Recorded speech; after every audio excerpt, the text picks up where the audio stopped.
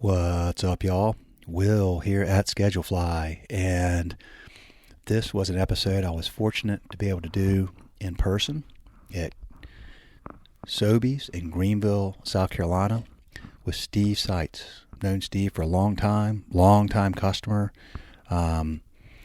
He's with Table 301 Restaurants in Greenville. He's a chief operating officer, and they run an absolutely fantastic organization, and you'll hear all the reasons why.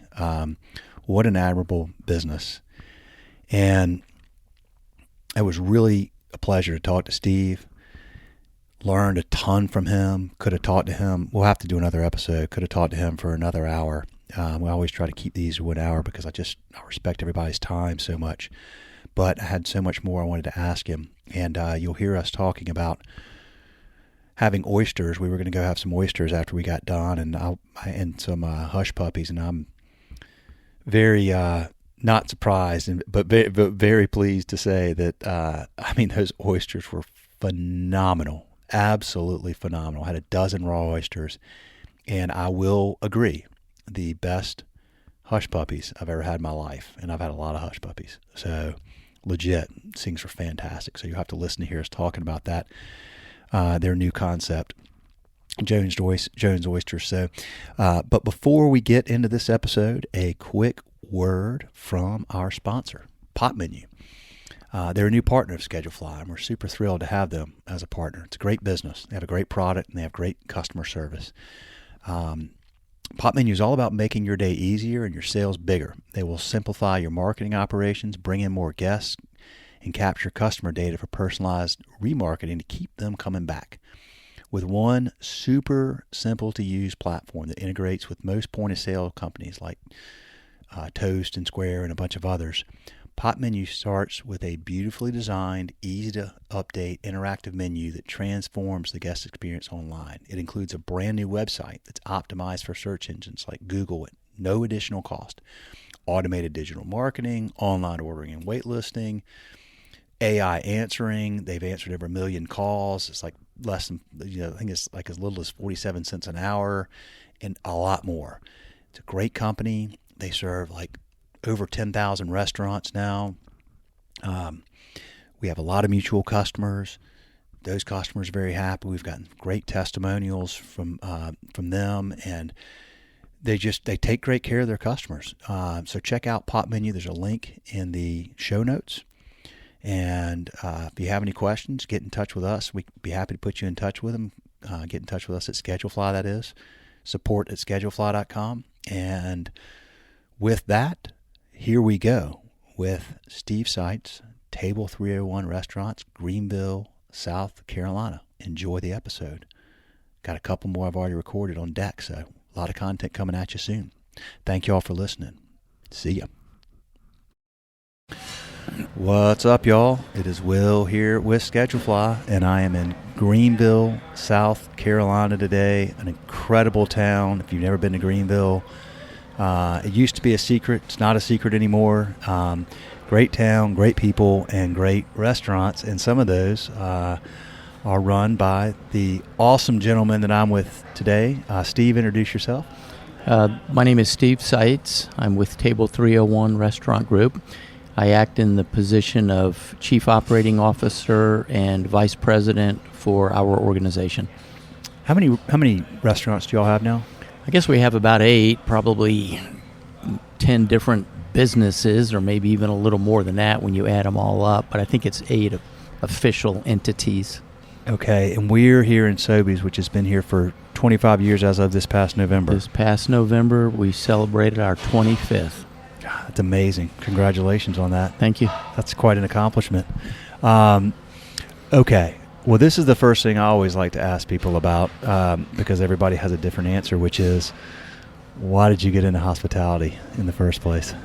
Well, that is a question that gets bounced around a lot because a lot of us have worked in the hospitality industry at some point in our careers. I was one of those that got into it and never left. I actually started as a 17-year-old server, and it was crazy. I worked in a very disorganized kitchen, a very disorganized restaurant, but there was something about that excitement and that ability to make things happen, and I was in a position where I was really trusted to do things I shouldn't have even been attempting. I was trying to be a server, I was trying to be a cook, I was trying to do anything I could to help this little restaurant stay afloat, and I found it very exciting and very motivating, invigorating. There was a group of us that worked there. None of the folks that I worked with, my buddies, continued doing this type of work. It started just as a summer job. It was just a little gig, and everybody else went back to school and then pursued other careers. For me, it stuck, and I ended up choosing to study hotel restaurant management when I went to college at Florida State University, and I never looked back. Go Noles. So were you in Florida when you grew up? I was in South Florida in the Melbourne area, right on the East Coast. Okay. It's interesting how that happens. I feel like so many people that we have on this podcast started like when they were 17, 16, 15, washing dishes. Like something sticks. There's this hospitality bug or something when you get bit. And for some people, it is like, and I think I would fall into this category. As part of the reason I like to do this, Steve, is I have so much admiration for y'all, because I feel like restaurants have like the chaos and all the fast pace and all the constant decisions and all that's, and you got the public coming in and you're trying to make them happy and you're working with all these people and the people are coming and going all the time and there's turnover and it seems like so much to deal with. Like I feel like it'd be like so hard, and I bet maybe your buddies were like that. Like that's cool, but something hit you where you're like the energy or whatever. Something got you. Well, it did, and it's all of what you're mentioning. It's an organized chaos. A lot of people use that term in the hospitality industry, and it is. It's very fast-paced. It's very fluid. It changes. It adjusts on a dime. It's uncomfortable for people who expect or want or need a more organized, a more predictable environment. Yes, we are going to serve guests in a restaurant. There is a posted opening time. There's somewhat of a posted closing time. Right. So, yeah, you're going to serve food all day or all night. But within that time frame of those operating hours, there's a myriad of things that are going to happen. Some you can anticipate, some you cannot. Not everybody likes that. I love it. Yeah, I hear you, man. Well, that's an interesting thing because, okay, so you're COO. You run all the operations for these places. There's got to be some balance of predictability with the organized chaos that comes with that.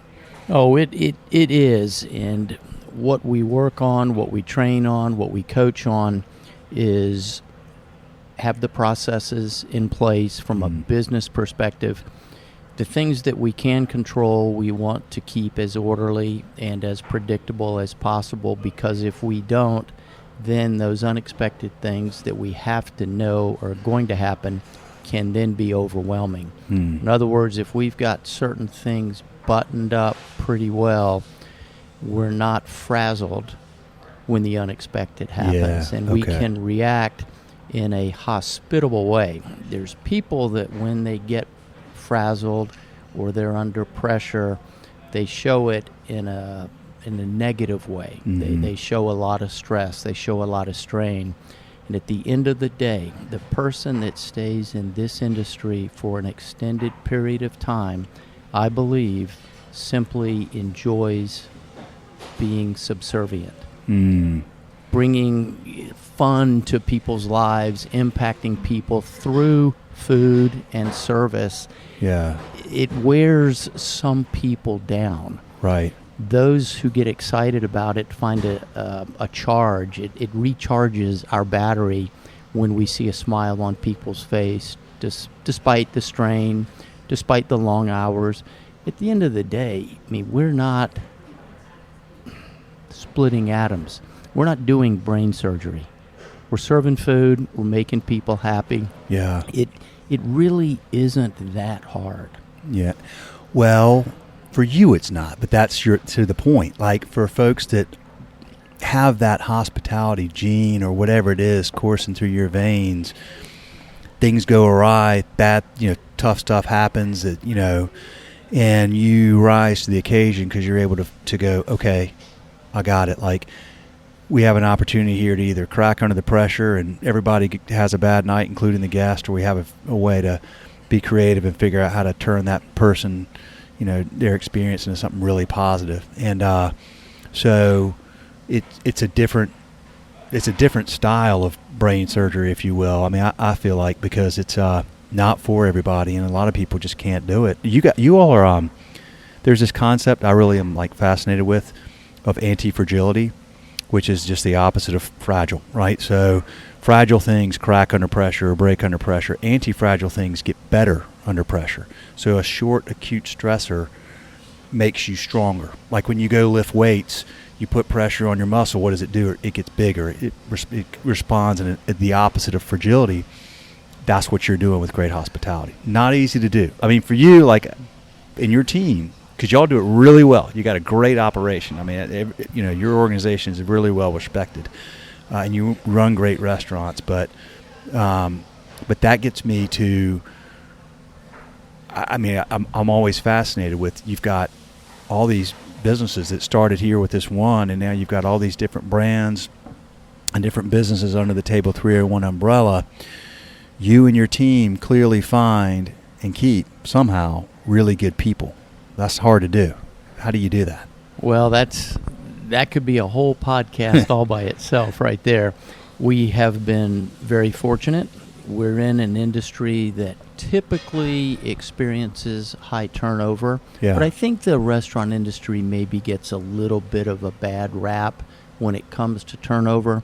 Yes, there is turnover, but there's turnover in all roles and industries and businesses. We've been fortunate to retain a lot of our people. We have about 450 associates, but we have servers that have been here for 25 years. The 25 years. 25 years, and they thoroughly enjoy what that role provides for them, the flexibility of hours, the ability to do what they truly love, or they wouldn't be doing it this long.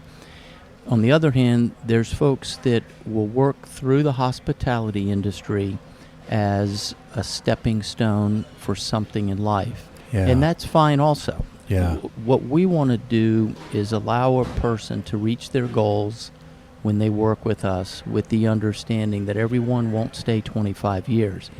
Some do. We've got managers also that have been here that long or longer. But we have others that may be with us 1 year, 2 years, 3 years. And if we can inspire them to put everything they have into this position while they're here, even knowing it's a stepping stone, they will emerge a better person. I'm convinced the life skills that they'll be exposed to, the things that they will learn about serving people will help them later in life. I wrote a blog post, I guess it was 6 years ago now. My daughter's 19. She's almost 19. And it talked about how she was 13 at the time. But I have 3 kids, and I wrote a blog post titled Why I Want All My Children to One Day Work for Independent Restaurants. And I talked about, not that I wanted them to do that for their career necessarily, but I want them to all work for an independent restaurant at some point, and I specifically independent for a reason. But I talked about that. I mean, the skill sets you learn are just, they're so tradable and so transferable. Sales, dealing with people, dealing with chaos. I mean, if you can get through this kind of environment, like, there's not many things you're going to go to other than like an ER or something when there's like that much stress. But I also think independent restaurants and groups like yours, where you actually are interacting with the person who owns the business, who is responsible for the business, and it doesn't have to be on a daily basis, but when you're part of that small group, and 400 still small, in the scheme of like big business, like you're going to deal with people that are, this is their baby, this is their livelihood. They started it decades ago, and here they are still running it. And you learn a lot from them too, and you see how important it is to somebody. I just think that's such an important thing. So I've already had, my son has worked in one. My daughter's going to be working in one, I think, this summer. So we're working through that cycle. Well, I went through the exact same thing. We have 2 kids, and they're a little bit older than yours, but they both worked in the restaurants that I was involved with in Charlotte, North Carolina. And they had their school budgets that they had to meet, and they would work part-time. They would be at school, and they would come back for spring break, fall break. They'd come home for Thanksgiving. And I'll tell you, before they ever even got to the house, driving home from college, they already had picked up shifts. And they may only have been home for 3 days, but they could go back to school with money in their pocket. Yeah. And the other students that were their pals, they didn't have any way to come home and work over a 3-day period unless they worked in the hospitality industry. Yeah. And all of our managers in our restaurant group in Charlotte, they would anxiously wait for these kids to come home for winter break, Christmas break, Easter break, and they would put them on the schedule immediately. It was a win-win for both sides. How long have you been here in Greenville? 8 years. 8 years. Okay. So you moved to take this role with Table 301 8 years ago. Okay. Tell me about Table 301. What was attractive to you about it? Not that it's a super long move, but picking up from Charlotte and coming here. Well, it has been very attractive. It's very similar to what I've done my entire life. I've only worked for independently owned and operated restaurants. They've all had diverse concepts. They all have been chef-driven, the whole farm to fork or whatever terminology you want to use. So that's been my niche. And I was fortunate in during the fourth quarter of 2014, I met Carl Sobocinski, the owner of Table 301. We hit it off immediately. We both were very like-minded when it came to hospitality. Here at Table 301, we talk about the law of value, and that's a concept that came from a book called The Go-Giver. And I saw that up in y'all's offices. I saw a bunch of copies of it. Everybody has The Go-Giver, and it's a great little read, and it talks about how a person's true worth is determined by how much more they give in value versus what they receive in payment. Oh, yes. And that is who we are. I knew it under a term, enlightened hospitality. Danny Meyer. Exactly. Yeah. I've always followed Danny Meyer, the enlightened hospitality model, and it's really very similar, if not identical, to this law of value concept. Carl and I were talking when he interviewed me. I didn't use the term enlightened hospitality. Yeah. He didn't use the term law of value, but we were connecting immediately with everything we were saying and the emotional components and the behavioral traits of running restaurants. And finally I looked at him and I said, Danny Meyer? And he goes, yeah, I know Danny Meyer. I said, we are saying the same thing without even using the same words. And we then just realized that we had a lot in common, and I was very happy, very eager to take the role here. And it's really about this, you call it enlightened hospitality, call it the law of value. It's who we are. It's not for everyone. Right. There are people that are wildly successful that don't necessarily have that gene. I think that's what you said a minute ago. Call it that trait. Call it that hospitality reflex. It isn't for everyone. Right. And if you don't have that, that doesn't mean you're going to fail in life. Yeah. But I think it does mean that you will struggle to enjoy the hospitality industry. It will wear you down when it should be uplifting. Yeah. And when I came here 8 years ago, I knew I was going to enjoy what I'm doing. I had no idea that I would enjoy Greenville this much. Yeah. We loved Charlotte. Yeah. Great city. But I have been pleasantly surprised in how much my wife and I have enjoyed Greenville. And without a shadow of a doubt, this is the best role I've had in my 40-some-year career. And to have it hit when it did in my career, I'm just very fortunate. I'm blessed. Man, that is awesome. Yeah, everybody that I know that lives in Greenville loves Greenville. Don't tell too many people. Yeah, that secret's out, bro. Man, I'm telling you. You guys are growing like crazy. Who wrote The Go-Giver? I've never heard of it, but I want to read it. Was it a hospitality person, or is it just a general life philosophy? It is not a hospitality person. Okay. The name escapes me right this second, but I'll get that for you here in just a second. That's okay. I'll check it out. It's a great book. Yeah, I think that there's a lot of people that are, you're right, that are successful, but I like the idea of adding more value than you're getting in payment. Goes hand in hand with great hospitality. It has to happen for hospitality to be great. There are a lot of people, like you said, that are successful, maybe, but it depends on how you define success, like maybe financially successful that don't have that mentality, but there's also people that are really financially successful that are personally miserable and not, just not happy and things like that too. I feel like that's a very fulfilling and rewarding way to live, and not something that I always embraced as I was younger, but it's like you start to figure that out a little bit, right? Over the years, and that's a great way to go about things. There are people that get into this business that I'm curious. You must have seen them in your years that they start restaurants, don't have that mindset, and maybe they're a good cook or whatever it is, but if you don't think that way, it's pretty darn hard to be successful, at least for the long term, in this business. It is, and that's what we're talking about right now, and maybe it has something to do with the high failure rate with restaurants in general. People jump into this not knowing necessarily what they're getting into. Mm-hmm. And you know what? There's stories of people jumping into restaurants never having cooked professionally in their life, never having managed anything in their life, and they run successful restaurants. Yeah. They were meant to do this. They just had no formal training, and there's success stories like that all the time. On the other hand, there's people that come with incredible skill sets, and I'm leaning more towards referring to technical skill sets. Yeah. They've got management experience, they have financial knowledge, they have deep pockets.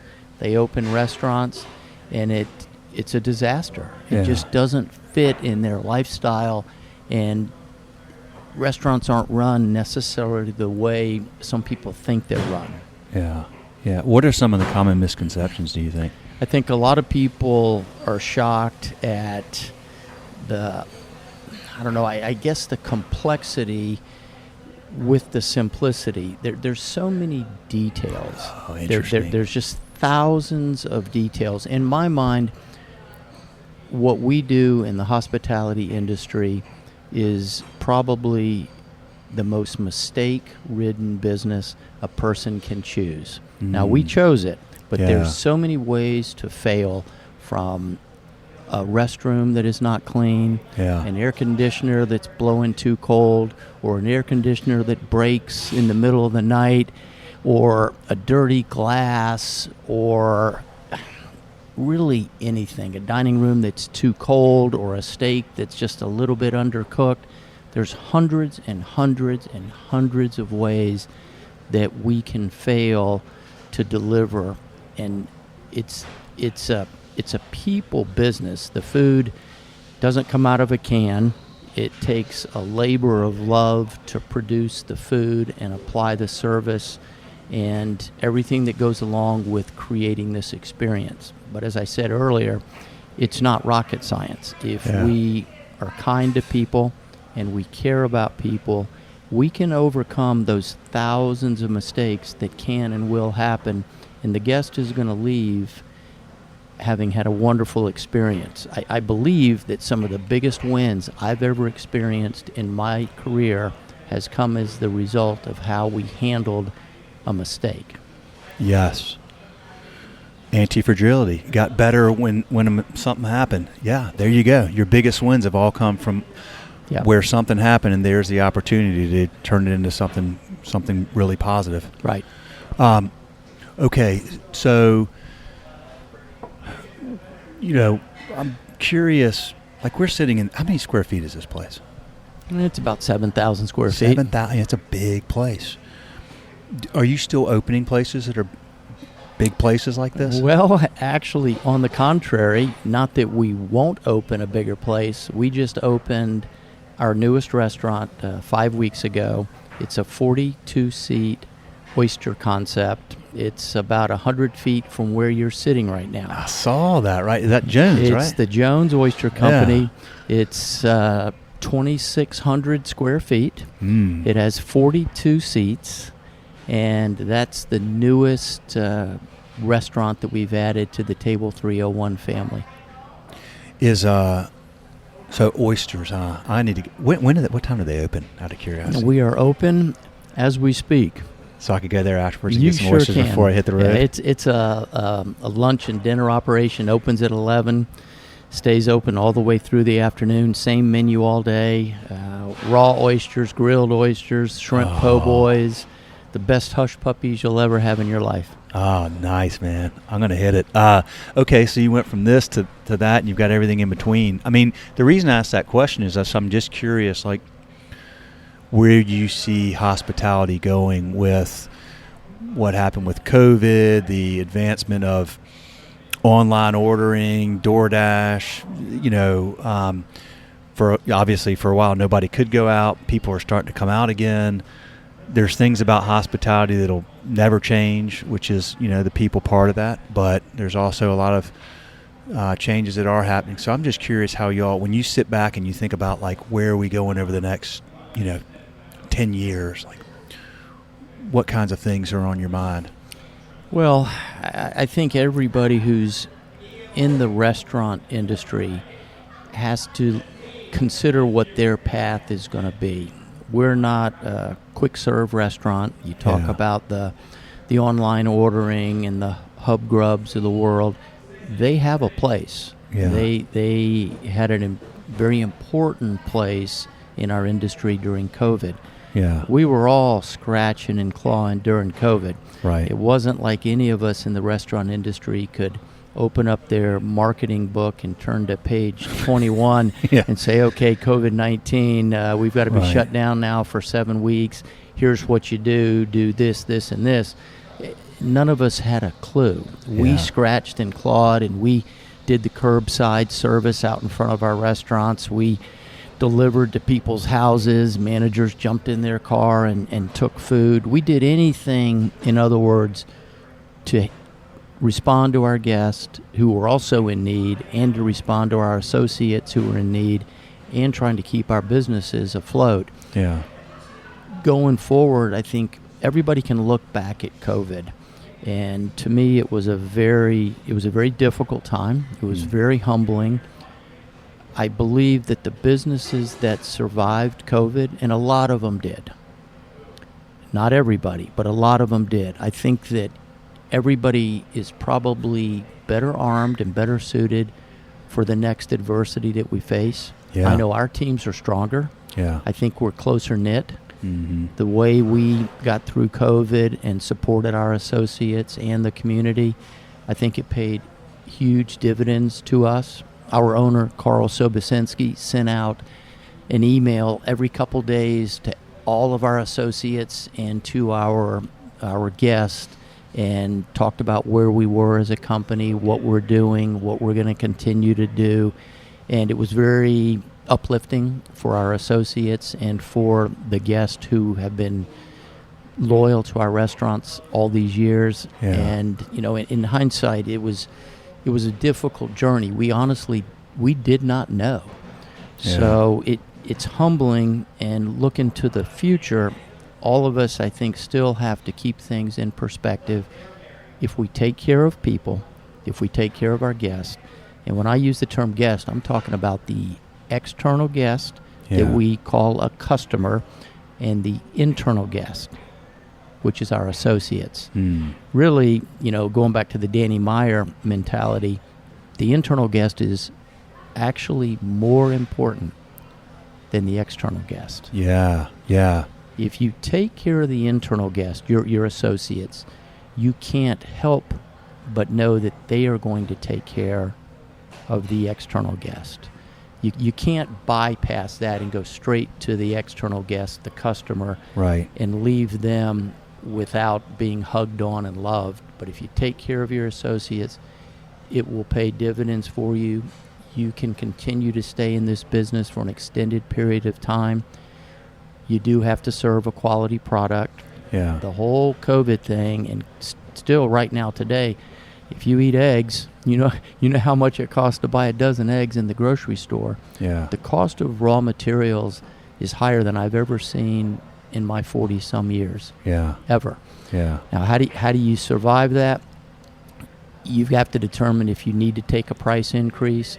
Almost every restaurant has taken a certain amount of price increases, but the more pressure you put on your guests, the more difficult it's going to be for them to continue to be loyal to you. Right. It's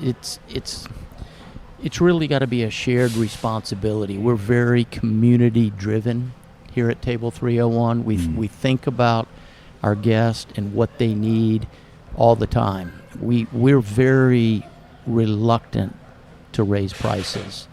And I've kind of got myself a little bit off on a tangent, but that kind of came up with the whole COVID thing. 100%. And not all of the restaurants have done as well coming out of COVID.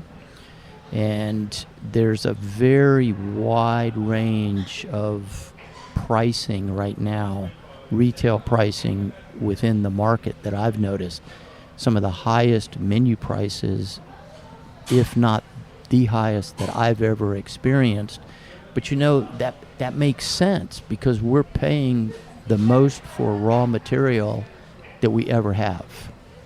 You're paying more for everything now. Your labor, your raw materials, you probably own this building, but lease rates have gone up. I mean, it's across the board. It's a tough business from that perspective. And if you were ever not sure if you wanted to do this type of thing, there were a lot of people during COVID in the restaurant business. I think that they were struggling at that time, which a lot of restaurants do. And they said, it's just not worth it. It's time to retire, or it's time to do something else. And I think that caused a number of restaurants to close their doors. Not that they absolutely didn't have the financial ability to pay the next month's rent, but it was just the uncertainty of how long COVID would last. Mm-hmm. And is it really worth it? And some people just said, it's time. Let's sell the business. Let's do something else. It's kind of like the great resignation that that occurred after COVID. Yeah.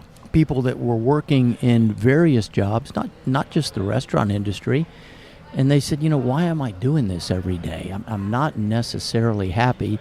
And sometimes it takes a powerful message like COVID and the shutdowns and the furloughs and all of this stress that comes with that for people to wake up and say, hey, I'm not happy. I'm going to do something else. I mean, we lost a lot of people in the restaurant industry as a whole, but I think a lot of people have returned. We're seeing that, and we feel it. Now, we're in a small community in Greenville, but we have seen that. Man, I totally agree. I feel like they've returned, or now you're getting people that are aging into being able to work for restaurants. But, man, I mean, like a year ago, it's like every episode, all everybody wanted to talk about was how we can't find anybody to work. And that's not as nearly as common now. It depends on where in the country and, what type of restaurants you have. But maybe, so people are coming back. People tried other things, so maybe they're not happy there either or whatever. But, boy, one thing that has been interesting is watching how much you're having to pay people to work in restaurants. Now, have y'all seen that here too in Greenville and in your restaurants? Or I know it's not the only piece of the puzzle, but it seems like that's just been pretty common. We have seen it, and it's something that has to be addressed, and we try to be on the forefront of not only hiring the best people, we want the best people in our restaurants. Yeah. And then will that ever happen 100%, having the absolute best servers in Greenville, staffing our restaurants, and the best cooks and chefs? Maybe not literally, but that is what we think about. Mm-hmm. We seek to attract and then retain the best people. And yes, it does come with a higher hourly rate or more or better benefits, and whatever a business has to offer to retain people. When people take surveys of what's most important in their job, and this doesn't apply only to the restaurant business, but it applies to us also, money is never number one. It's not necessarily too far down the list, but it's generally not listed as number one. There's other environmental things that we have to address in the way people are treated and motivated, and the work environment and the culture. Yeah. That's very important. But back to your comment about pay, yes, I mean, that's just the way it is. Wages are higher, and the strong performers, the great cooks, the great chefs, the great managers, they are in an industry where they can have a great job and a great career for as long as they want to. It's the best industry in the world, in my mind. Sometimes I think we get labeled as, I don't know, a bunch of gypsies and part-timers running these restaurants. And we talked about that a little bit. Yes, you may have servers that stay with you for a year or two, or cooks that stay a year or two. It's okay. It's people that they're either going to choose to stay with you for an extended period of time because the hospitality industry just plain suits them, or it's a stepping stone to something else, and that's okay too, because of the life skills they're going to be able to learn and the things they're exposed to. But attracting people and the whole job market thing, it is tough, and I think that the challenge varies in different parts of our country. We have been somewhat insulated, I would say, in Greenville. We were bloodied pretty bad during COVID, but it's definitely a state that's very much on the pro-business side. Yeah. We suffered the pain of COVID early when it hit with the shutdowns, but being able to open back up as quick as we did, I think that had a better outcome than the long-term shutdowns up in the Northeast and some of the other areas in the country. So we have been able to get back on our feet. We were able to rehire and then retain every associate, essentially, that we furloughed. Yeah. And those who chose not to return and to entertain other career opportunities, that was fine. And some of them found something new, but others, as I was saying, they have come back to us and they've said, I tried something new. I tried to, go into sales or work from home online or any of these things that you can do nowadays to make a living. And many of these people came back and they said, would you consider bringing us back on at Table 301? Because, the grass is not always greener. Yeah. And even if it is greener, it still has to be mowed. That's right. So we've been very fortunate to retain our staff. And yes, there is turnover. I would like to say that our turnover is much lower than our competition. Yeah. Yeah. Well, a big part of that is because of the culture you created. And when you mentioned that Carl was, emailing customers and your staff frequently during COVID, I feel like good communication is always such a big part of creating great culture. Just keeping everybody aware of what's going on, keeping everybody alerted. Is that a big part of what y'all do? I mean, how do you build a great culture in a restaurant group with 400 people? Well, Carl initiated that 25 years ago, and he has said many times that the culture is really the foundation of any company. It is the foundation of our company. Yeah. It's harder as you grow. It's a balance. It is. Yeah. When the company started, it was only Sobeys. Yeah. Carl ran the restaurant every day. Yeah. But it was one brick and mortar facility. Right. And he could be immersed in this restaurant every hour of every day. Yeah. And although he still works that much now, it's physically impossible to be in 2, 3, 4, 8, 10 different locations at one time. Yeah. On a weekend, we could have catering events. We could have 15 different events going on just in catering on one day. Yeah. So it's very difficult to touch everybody every day. So how do you do that? Carl's done an incredible job of bringing in people to the organization in leadership roles and in hourly roles that believe in the culture, that express the culture, they embrace it, and then through that, they then in turn refer other people to work for our company. But the communication is key. It becomes more and more difficult as you become larger. So it's the responsibility of the management team, myself, all of the leaders to carry that message from what originally was simply Sobeys to all of the other restaurants as we add to our group. Yeah. Yep. Do you how much, like, I guess it would vary by restaurant, but do you have a lot of online ordering across your concepts? We do in one of our businesses. We haven't pushed online ordering. You haven't pushed online ordering, okay. We probably would do pretty well. We're going to kick on the online ordering app at the Jones Oyster Company. Okay. Because of the small footprint of that dining room with only 42 seats. Yeah. It's difficult to serve everybody right now in that little space. So if Right. we do online ordering, we have a little takeout window where people are going to be able to come up and they can pick up an online order. One of our concepts, Southern Pressed Juicery, it's a cold pressed raw food, energy bowl, smoothie concept.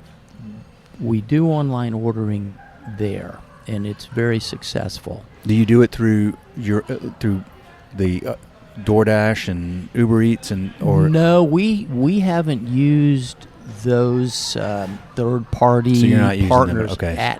not at all. Okay. If we do an online ordering, which we do at Southern Pressed Juicery, the guest orders on the app, and they pull right up to the curb. One of our people takes it out. Okay. When we delivered food during COVID, we talked about whether or not to go the delivery service route, and had we maybe had more demand for that type of product, we would have had no choice but to select a partner.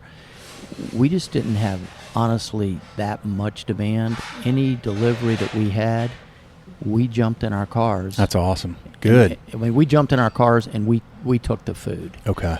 So that's good. That's not something that we've got a lot of experience with, especially the delivery side, but a little bit of experience and a little bit of practice and success with the online app program. Okay, gotcha. Do you talk about, there's been so much technology being introduced to the restaurant world, particularly the last few years. a lot of it ties into the point of sale system. But you're not like a huge, like you're not doing DoorDash. You're not an overly technology focused organization. You're very people focused, what I can tell. We are not. You're correct. We've added technological pieces to our business. Anybody would look at them probably and say, well, that's not that fancy. Yeah. There's really nothing that we do that's fancy. I mean, I'll take your product as a case in point. Yeah. We are very committed to your product.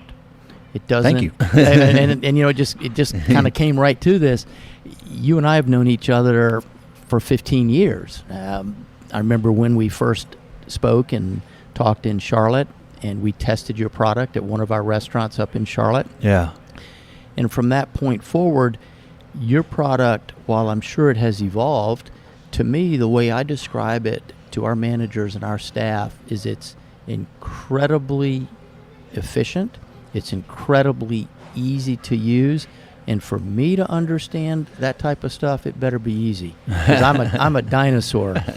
But it just simply works. There's a lot of other scheduling platforms out there. You know who your competition is. Yeah. But you've done a very good job of choosing either to compete with those who do all the interfaces with POS or to say, no, that's not our business model. Yeah, that's right. And that's why we've never faltered. We've looked at, gosh, not me personally, but our managers have looked at all of your competition. Yeah. And they'll come to me and they'll say, hey, how about this? How about hot schedules? How about this?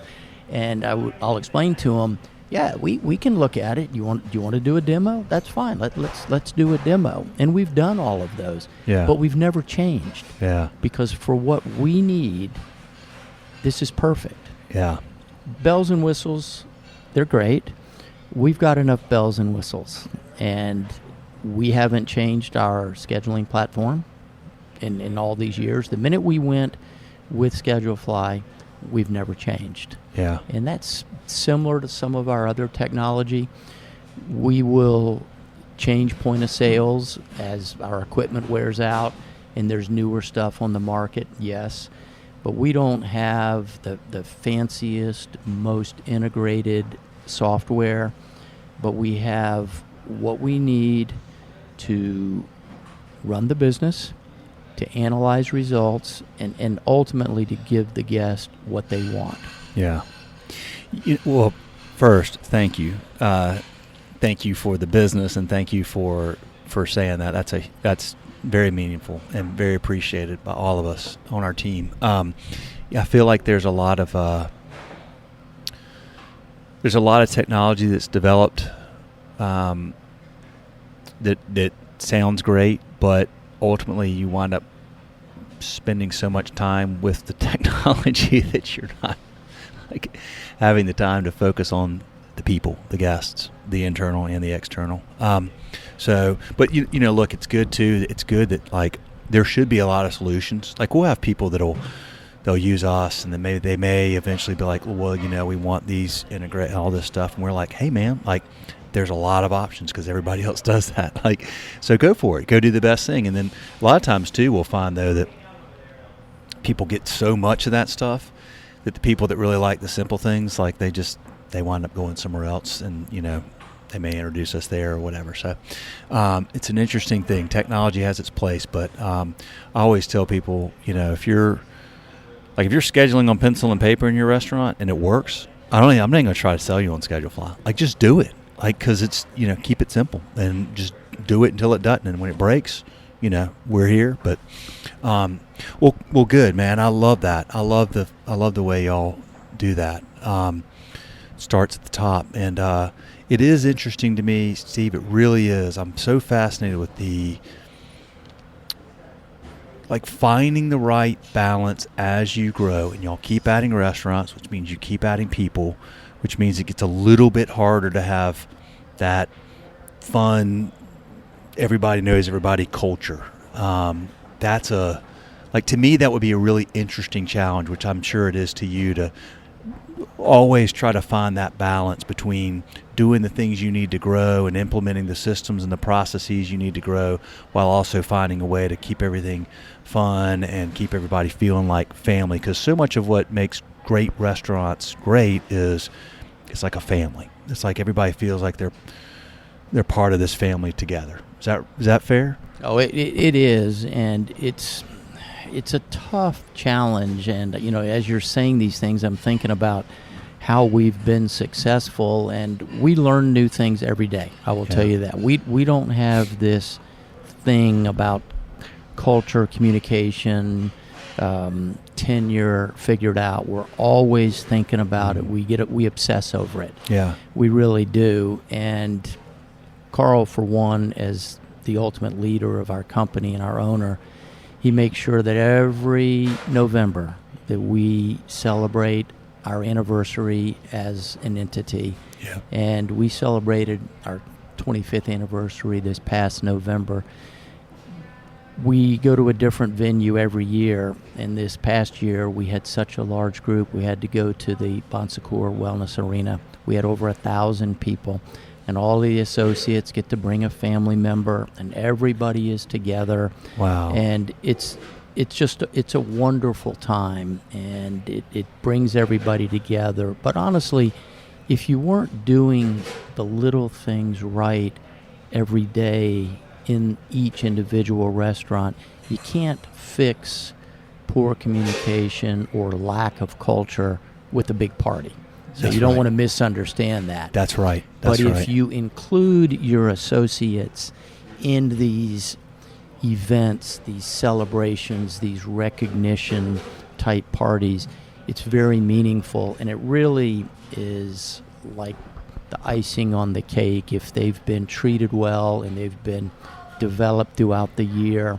And then you have these events where everybody is there as a big family. It's very meaningful. It's very impactful. And we've considered not doing these events in November anymore because we've gotten larger, and there is no stopping Carl. He said we are absolutely going to continue doing this event every year. It's that important. And to know that you're working with somebody that knows exactly what they want to do and will not waver has been really meaningful to me in my role. I love that you talk about learning new every day, and you don't have everything figured out, and you continue to grow and learn. And I think the industry is going through that too in a lot of ways, and changing, and is always growing and getting better. Specifically, I think about you came up through this like decades of just work hard, play hard, right? Everybody, and that was how the family environment was sort of created, because everybody worked really, really hard, and then they went out and partied really hard, and there was this family culture, and that's changed for the better and continues to, because that led to a lot of, there's substance abuse and all that kind of stuff, and the industry, I feel like, is moving in a better direction and finding different and more healthy ways to build that culture and that family environment. Well, that whole lifestyle thing is so important to the culture in our company. If an associate can't pay their rent, or they can't find transportation to get to work, or they have an unhealthy lifestyle, it's going to manifest itself in one of our restaurants. Yeah. So if we can put together programs for reduced price gym memberships, or if we can work with a landlord in downtown Greenville and secure some agreements with apartments where our company will offset a portion of that monthly rent, which is what we do, which allow people to work close to downtown and have easy access to our restaurants. We try to creatively come up with those type of programs, and it really helps an associate from really a holistic standpoint, having hobbies, having life outside of work, being able to go home from working in a restaurant until midnight or later and being bone tired, and that's fine, but waking up the next morning being inspired, excited, and ready to come back to work. And if you can support the associates in some of their outside of work activities and their needs for lifestyle and doing healthy things, you can impact how they perform in your business. That's amazing that y'all do that with some land. That's awesome. There's so many places in great towns like Greenville where there's so much growth and so many people are moving there, which means that rents go up and people have to work further and further away from the restaurant, and they've got these long commutes, and that's very, very cool. What are some other creative types of benefits and things that y'all think about or are talking about or that people are looking for these days? Well, there's a couple things that we've come up with, and you hear that there's no new ideas. It's just looking at other people's ideas and maybe building off of them. But we require that all of our leaders, all of our managers and our chefs take a 1-month paid sabbatical every 5 years. Oh, that's awesome. You require it. I love it. You're required. And yes. Carl personally communicates with each manager, each of our 60 or 65 leaders as they're coming up on their tenure date of 5 years, and reaches out to them and reintroduces them again to the program. They may have heard about it when they were hired. Right. But this is the time to completely be off of the Table 301 grid. You're not allowed to be on email. You can't communicate in any fashion with any of our associates. It's you, it's your family. If you want to go climb a mountain, if you want to go sit on an island, or if you want to read books for a month, any and all of that works. This is a paid sabbatical? Paid sabbatical. Oh, this is awesome. Every 5 years, and it is incredibly impactful. I bet. I took mine. I didn't think I would. I've never taken off that long. I bet you haven't, yeah. I never have. I thought this is I bet you were uncomfortable. I said, this is going to be the dumbest thing in the world. I can't do this. It was amazing. What did you do? My wife and I went up to Duck, North Carolina. Yeah, Outer Banks. We got a place on the Outer Banks. Even when I lived in Charlotte, never made it to the Outer Banks. It's a long way. It's even farther from Greenville. It's a long freaking drive. But I will tell you, we had more fun. And like a lot of vacations, I will tell you, I've never had a 1-month one. Yeah. But the first 2 or 3 days, drug in a good way. After 3 days, I thought, my God, this is going to last forever. Yeah. And then I woke up 2 days later and the month was over. I mean, it started off so slow, and we just had so much fun. It was a great time for rest, relaxation, reflection, and anything that, I mean, some people just stayed at home and worked on their house and just knocked out chores that maybe had stressed them out. They just didn't have time to get to them. Everybody does something different. You're not required to do anything in particular other than you must disconnect. That is absolutely brilliant. I can't imagine how anxious I would get thinking I was going to disconnect for a month and who's going to do this and who's going to do that. And then I bet you came back so refreshed with what a great balance perspective you probably have when you come back from a month of that. Well, you do. And then, in kind of a funny way, I thought, well, gosh, I thought what I did was pretty important. It looks like a lot of people can handle my job. Yeah, right. Yeah, that's hilarious. I remember when my first job was at a bank, and I was there for like 2.5 years, and I was like, I was going to resign, and I was going to work for this startup. There was a previous thing to schedule fly, and I was like, okay, I'm going to go in, I'm going to resign today, but I'm going to give my 2 weeks notice, and I have a whole plan for the next 2 weeks about how I'm going to transition all my clients and all this stuff. And my manager was like, I'm like, I got everything figured out, man, and I'll do a transition. We'll do this many each day. He's like, hey, Will, just get your stuff, and the policy is you need to go ahead and leave. I'm like, yeah, but what about? He's like, we got it. I was like, oh God, I wasn't as poor as I thought I was.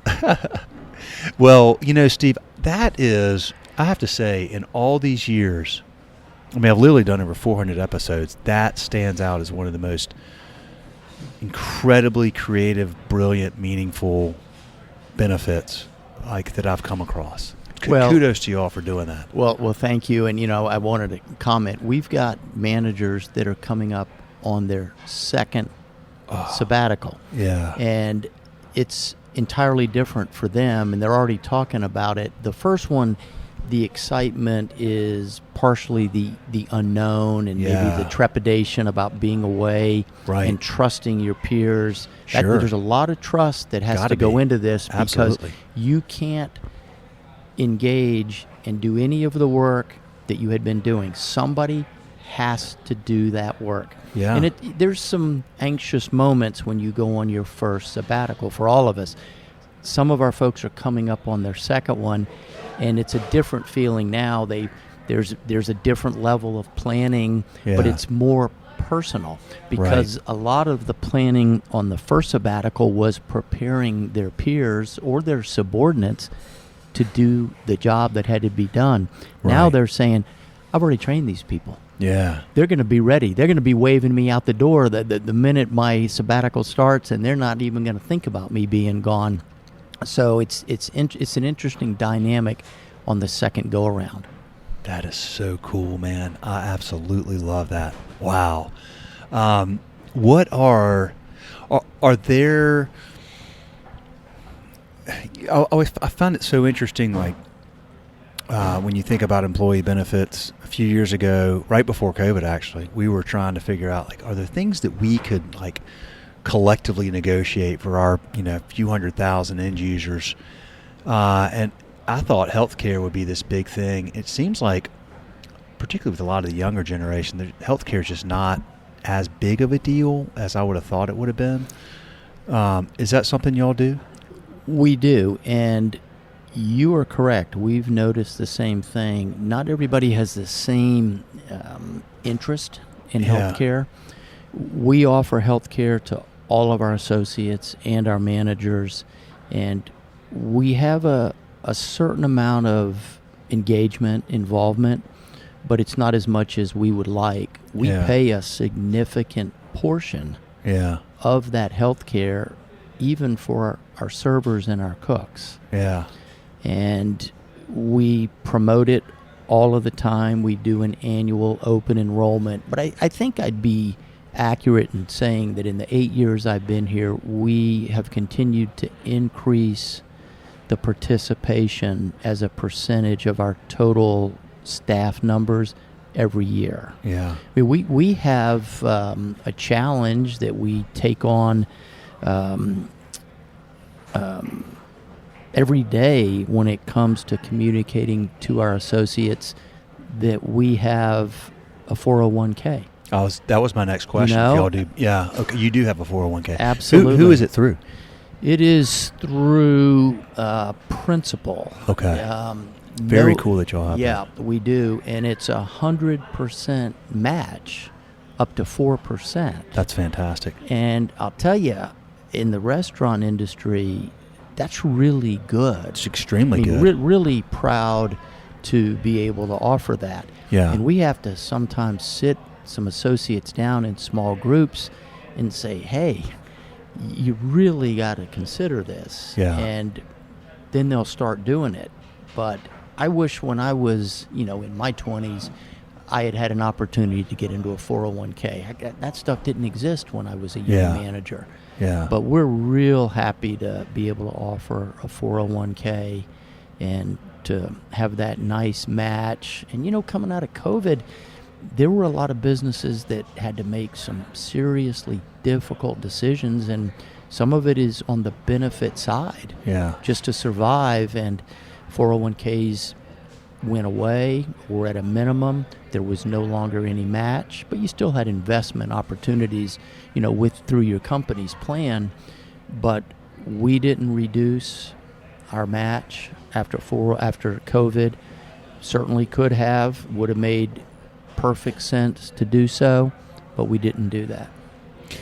Yeah, it is such an amazing thing. If you just have enough foresight and somebody just sits you down as a young person to go, let me show you what compounding does. Like, it's incredible, but you could put money away for, start at 22 and go to your 30, and it's like, 4% match, that's free money, God, you'd be set. Yeah. But most people they just don't, at that age, they're not worried about that. They're not worried about health care. They're worried about getting to the next day, and probably care more about getting a new phone than something like that. But I know. we can only do what we can do. Yeah. We try. Yeah, but y'all probably do a really good job of educating them and helping them understand, how meaningful that is. That's really cool that y'all do that. Congrats on that. Y'all have a great organization here, Steve. It's so clear sitting here and talking to you, listening to the things y'all do, the way you go about it, the culture you've built, care and love y'all pour into the business, into your internal and external guests. So we're coming up on, we're right at an hour, man, a little over an hour, and I know you're a busy guy.